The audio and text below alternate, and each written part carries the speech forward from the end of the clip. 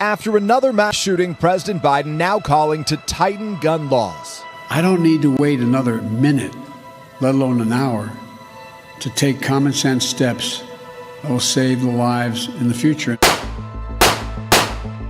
Nullifying unconstitutional federal laws is both legal and it's also the right thing to do. It's clear as day that a lot of the gun laws that are being debated now would totally infringe the Second Amendment. It could be decades before the Supreme Court makes its mind up. It's silly to sit around and wait for something you know is unconstitutional. It's time to stand up and fight back, and the methods that we need to use are the ones already being used by the left. In 1987, Oregon passed a law prohibiting state and local law enforcement from using public resources to arrest or detain people whose only crime was being in the country illegally. Since then, hundreds of other jurisdictions have passed similar laws, becoming what's known as sanctuary cities. There's a new movement among conservative gun rights activists to employ the same strategy. Lawmakers have introduced bills in more than a dozen states that would nullify federal gun control laws. On April 6, Arizona Governor Doug Ducey signed a gun control nullification bill into law. Montana and West Virginia's legislatures have each approved bills that are now awaiting signature or veto from their governors. The Arkansas Senate and the Missouri and South Carolina Houses have each passed such bills, and committees in Texas, Alabama, and New Hampshire have bills that are moving forward in their state legislatures, and similar bills have been introduced in Florida, North Carolina, Georgia, Minnesota, Ohio, Nebraska, Iowa, and Louisiana.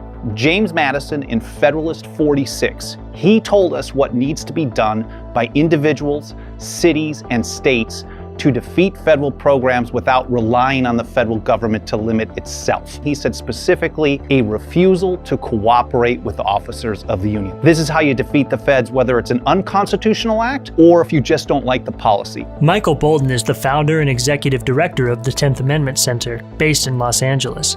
He studies and advocates for nullification of all kinds of federal overreach. We know this stuff has been working, and the right can continue to complain about the things that the left is successful at, or they can look at it, learn from it, and replicate it. I think the strategy is there, the strategy is known, it's just time to execute. Florida State Representative Anthony Sabatini is a co-sponsor of House Bill 1205, otherwise known as the Second Amendment Preservation Act. It prohibits any employee of the state of Florida from enforcing or attempting to enforce any federal act, law, executive order, administrative order, court order, rule, regulation, statute, or ordinance infringing on the right to keep and bear arms as ensured by the Second Amendment. If the bill passes, any state employee that assists in enforcing federal gun control laws would be permanently terminated. Defying federal law is something that the majority of states already do in one way or another, in the form of becoming immigration sanctuaries or through the legalization and decriminalization of marijuana and other drugs. Well, in terms of the method, it's identical. What you're doing is basically saying we as a state are not going to do anything to assist in the enforcement of this unconstitutional law.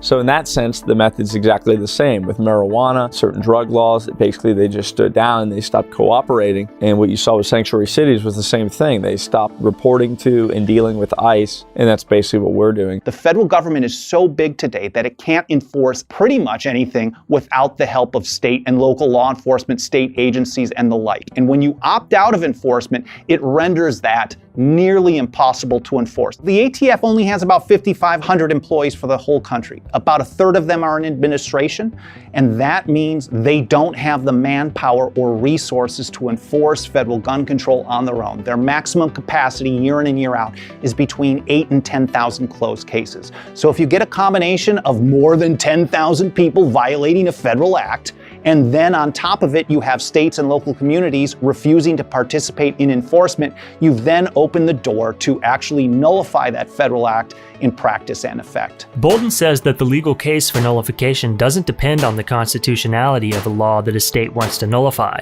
thanks to a legal doctrine known as anti-commandeering, which has been upheld in 5 Supreme Court cases stretching from 1842 to 2018. It states that the federal government can't require states and localities to participate in the enforcement of federal laws. Talking about constitutionality actually does kind of get in the way of anti-commandeering, because you don't actually have to address the constitutionality of something to say you're not going to participate. A lot of people like that as a line in the sand, and I think that's a good approach, but I don't think they should be helping enforce federal gun control, even if a federal court says this federal gun control measure is constitutional. In March of 2018, when the Trump administration was fighting with local officials over the enforcement of federal immigration laws, John Bolden challenged the concept of nullification in an interview with Breitbart News Daily. The idea that law enforcement at lower levels shouldn't be required to cooperate with the feds is just unthinkable. That was also proposed by South Carolina Senator John C. Calhoun before the Civil War. That's right. To say that South Carolina and other slave states would not enforce federal law regarding slavery. People will use that line if they just don't like the policy. And of course, some people will just fall in line and say, well, that's evil and racist. But the bottom line is nullification as a tool. Banning participation in federal enforcement was actually a tool of the anti-slavery abolitionist North.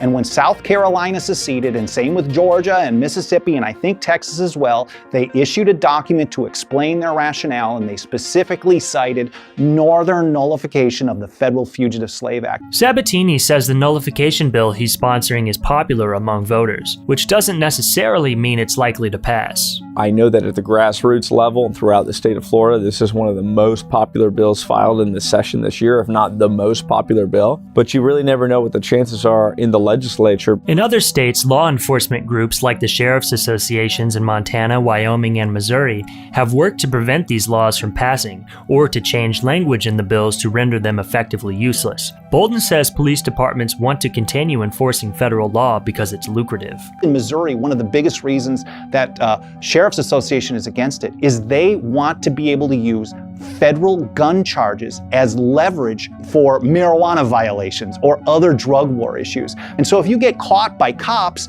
and you've got a gun, they're going to say, you know, turn over your friends or you're going to get an extra 5 or an extra 2 or an extra 10 years under a federal gun charge. And they want to be able to continue that. They get all kinds of funding for the joint task forces through the Department of Homeland Security grant, the Edward Byrne Justice Assistance Grant. They get civil asset forfeiture. I think that is probably getting in the way. I don't think they'll admit that they're getting a bunch of loot to do this federal enforcement for them, but they certainly are. Bolden says that for the nullification movement to succeed against gun control laws and beyond, more Americans will have to recognize that the most effective way to oppose federal policies that violate their rights is at the local level. The whole idea of federalism is so important because it's the only way you can have a country with a few 100 million people living together with a wide range of social, economic, political viewpoints together in peace. What's right for people in California is probably not right for people in South Carolina and vice versa. And when we see things that come down from a one-size-fits-all centralized solution, I don't think anyone really ever gets what they want.